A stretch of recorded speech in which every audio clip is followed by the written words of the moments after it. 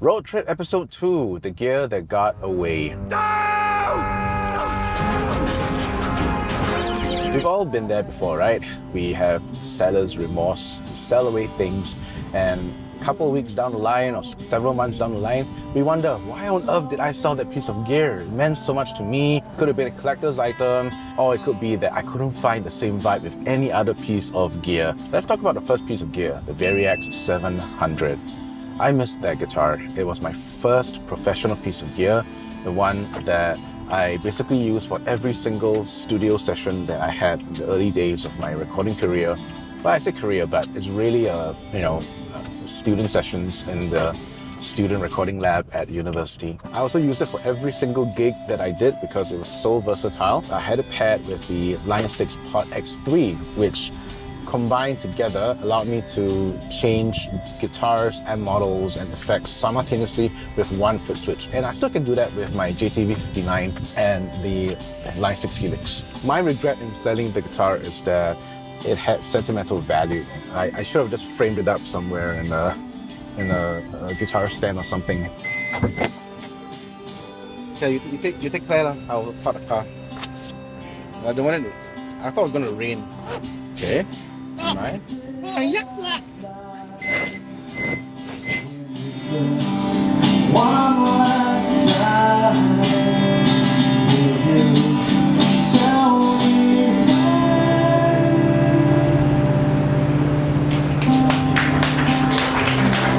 The second set of gear that I really miss is my combination of the Vox AC15 Handwired and the THD Univalve. My first ever foray into stereo amps, and I had the whole dream rig. I had guitars, I had a giant PT Pro pedal board, and at the end of it, it culminated into this wonderful pair of amplifiers. The Vox AC15 Handwired had the EF86 preamp, which was very, very different from the other Vox type of sounds that I've been hearing. The crunch was different, the chime was different, the breakup was different. It was just such a unique amplifier, and I regret selling it because it's a collector's item, I think. Similarly, the Univalve was such a unique amplifier in that it was Marshall flavored, but it also had this warmth that you would get from a Fender. I really can't adequately describe in words how the amplifier felt.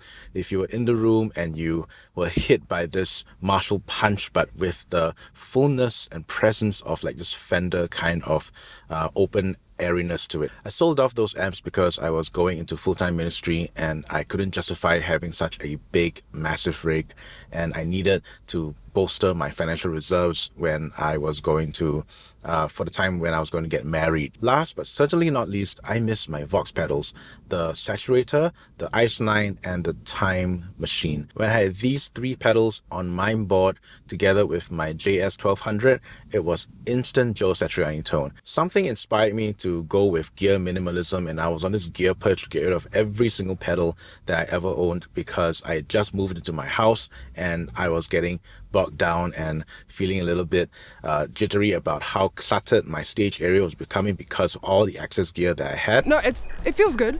It's like cleaning house, right? Exactly. Yes. So gone. yeah. Gone? Yes. Gone? Gone. Just go for it. Why would you throw away the Cyclops eye? Because you told me to. No, I absolutely didn't. Looking back, I would have saved those three pedals because I really can't get the same kind of overdrive saturation with the Saturator and the Ice 9. And the Time Machine was such a unique pedal as well. Simple to use and yet had this distinct sound to it. I can't get the same delay vibe out of even my Strymon Timeline. So this is one of those pedals that I really miss, and I hope to be able to buy back those three pedals one day. And those are my picks when it comes to the gear that I regret the most in selling away. What about you? Which pieces of gear are your top regrets in selling away? I'd love to hear your stories and your opinions because this is something that we can share about and to perhaps find a bit of cathartic release by talking about it. To conclude, I don't think it's a wrong thing to hold on to gear for sentimental reasons because these are the pieces of gear that defined you. They were part of your history. They were part of your journey as a musician. It's just like the Israelites have set up Ebenezer stones to commemorate the significant event in their history.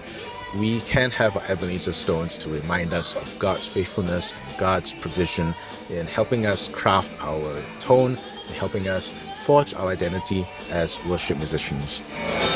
Oh my God.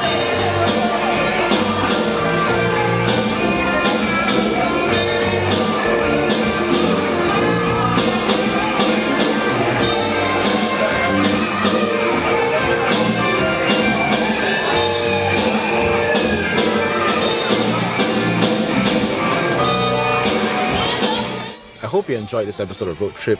Like, subscribe, and hit the bell notification button to support this video and my ministry. As always, I'm Justin, and I'm all about worship guitar.